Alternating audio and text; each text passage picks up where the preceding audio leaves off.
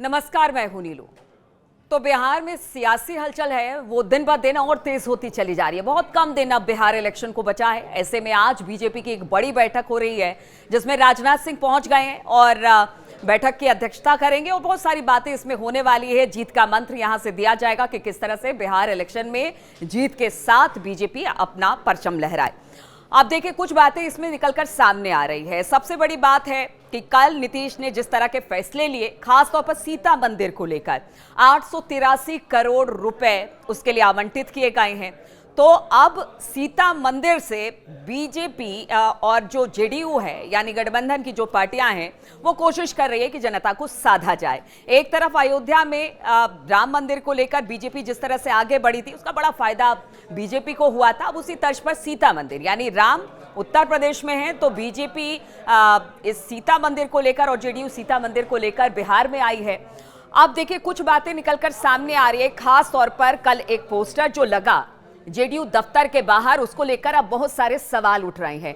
क्योंकि बीजेपी और जेडीयू, क्योंकि नीतीश कुमार बहुत बार आए, बहुत बार गए, लेकिन इस बार उन्होंने ठान लिया कि वो रहेंगे तो बीजेपी के साथ रहेंगे। अब वो कहीं नहीं जाने वाले हैं और एक मन से उन्होंने कह भी दिया था प्रधानमंत्री नरेंद्र मोदी को कि अब ना कहीं जाएंगे ना कहीं आएंगे, बस आपके साथ ही रहेंगे।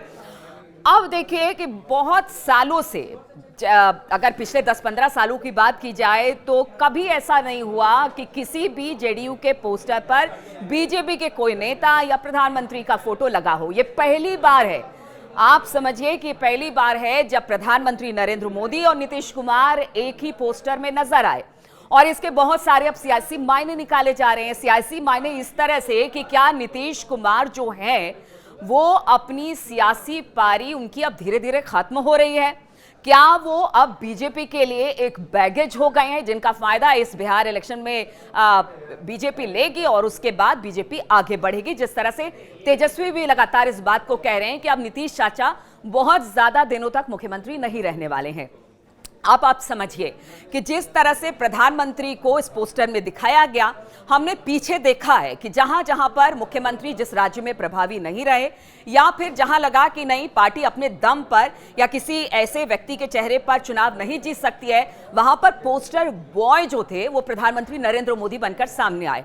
अब ऐसे में अगर पोस्टर पर नीतीश कुमार और प्रधानमंत्री दोनों दिखाई देते हैं तो क्या अब बिहार की जनता नीतीश को उस तरह से सामने लेकर नहीं आएगी या जिताएगी या उस तरह से भरोसा नहीं करेगी? इसीलिए बीजेपी अब अपना एजेंडा धीरे धीरे बिहार में लेकर आ रही है और नीतीश कुमार को कहीं ना कहीं बैकफुट पर लाने की कोशिश कर रही है।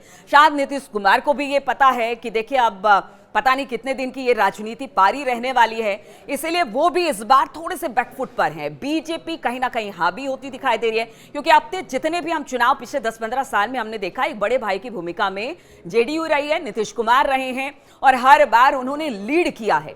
लेकिन इस बार जो दिखाई दे रहा है उसमें यही लगता है कि बीजेपी लगातार आगे बढ़ रही है अपने एजेंडे के साथ। और जिस तरह से अब सीता मंदिर को 883 करोड़ रुपए दिए गए, उससे बहुत सारे कयास लगाए जा रहे हैं कि अब बीजेपी धीरे धीरे बिहार में अपना एजेंडा आगे बढ़ा रही है।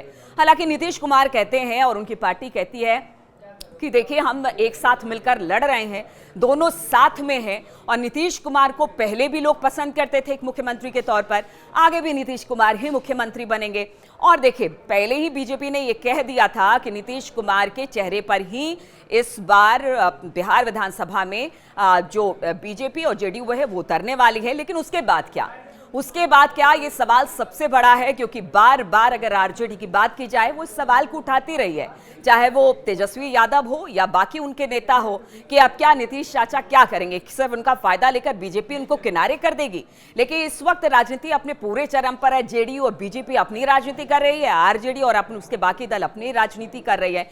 लेकिन ऐसे में नीतीश कुमार का क्या होगा? नीतीश कुमार क्या यहाँ पर थोड़े से पीछे चल रहे हैं बीजेपी से? क्या अब उस तरह से नीतीश कुमार का जलवा नहीं रहा है बिहार इलेक्शन में? और ये पोस्टर इसी चीज को बताती है कि बीजेपी अब धीरे धीरे जेडीयू पर हावी होती दिखाई दे रही है। हालांकि देखिए, अभी तो इलेक्शन में 3, साढ़े 3, 4 महीने का वक्त बचा हुआ है, तब तक बहुत सारी स्थिति साफ हो जाएगी। टिकट बंटवारे के बाद भी बहुत सारी स्थिति साफ हो जाएगी, किसको कहां किस तरह से किस समीकरण के साथ टिकट दिया जाता है। लेकिन इस वक्त जो सियासी हलचल है वो पटना में है। राजनाथ सिंह पहुंचे हैं, बीजेपी की एक बड़ी बैठक होने वाली है जिसमें जितने बिहार के केंद्रीय मंत्री हैं, सांसद हैं, विधायक हैं, विधान परिषद के सदस्य हैं, वो सभी उसमें मौजूद हैं। यहां से जीत का मंत्र तो दिया जाएगा, लेकिन ये जीत का मंत्र क्या जेडीयू के साथ, नीतीश कुमार के साथ, उनके चेहरे के साथ होगा या फिर किसी तरह से और इसको लेकर आगे बढ़ा जा सकता है? इस पर लगातार हमारी नजर बनी रहेगी। आप बने रहिए हमारे साथ।